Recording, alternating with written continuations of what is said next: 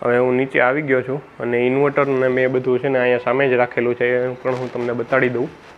આ ઇન્વર્ટર છે અને એસીડીબી છે. ડીસીડીબી મેં રાખેલું નથી કેમ કે ઘરનું જ હતું એટલે. અને જે એસી વાયરિંગ છે તે અહીંથી આપણે અંડરગ્રાઉન્ડ મીટર સુધી લઈ લીધું છે. અને જો તમે જોઈ શકો છો અહીંયા એક લેમ્પ છે, 9 વોટનો લેમ્પ છે. પછી આ એક પંખો છે, 60 થી 70 વોટનો પંખો આવે છે. પછી એક અહીંયા ટ્યુબલાઇટ છે, એટલે 20 થી 25 વોટની આ એક ટ્યુબલાઇટ આવે છે. બીજું તો આમાં આ રૂમમાં કંઈ ખાસ છે નહીં. અને હવે આ રૂમમાં લગભગ આપણે ગણીને તો 60-70 વોટનો એક આ પંખો અને 20 વોટની આ જે ટ્યુબલાઇટ છે તે, એટલે 80 થી 90 વોટ સુધીનો અહીંયા લોડ છે. પછી આપણે જાય નીચે. હવે નીચેના રૂમમાં છે ને આપણે ટોટલ 2 એસી છે અને પંખો ને એ બધું તો હોય જ, જનરલી ઘરમાં હોય એ બધું.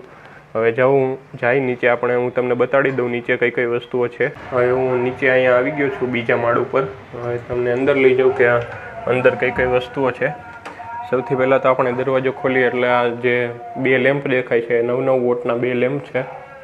અને એક અહીંયા 60 થી 70 વોટનો આ પંખો છે. પછી આગળ જાય એટલે પાછો એક અહીંયા લેમ્પ છે, અહીંયા પંખો છે નહીં.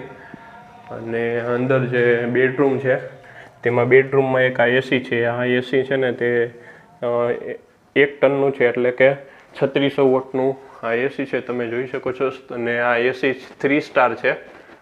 અને બાકી તો અહીંયા કાંઈ મેઇન છે નહીં. એક અહીંયા પંખો છે અને આ જે પીઓપી છે તેમાં લાઇટ છે. પણ આ લાઇટ 4 લાઇટ છે, પણ તેમાંથી જનરલી તો આ એક જ લાઇટ ચાલુ હોય છે. અને આ લાઇટ છે ને તે 15 વોટની લાઇટ છે.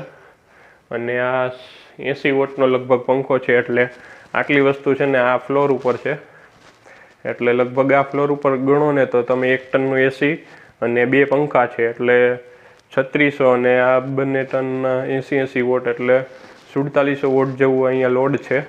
અને આપણે ઉપર જોયું તે 100 વોટનો લોડ છે. હવે જે નીચે છે ત્યાં એક વોશિંગ મશીન, પાણીની મોટર, એક એસી અને 2 પંખા અને એક રસોડામાં પંખો. બાકી બસ આ મેઇન લોડ છે.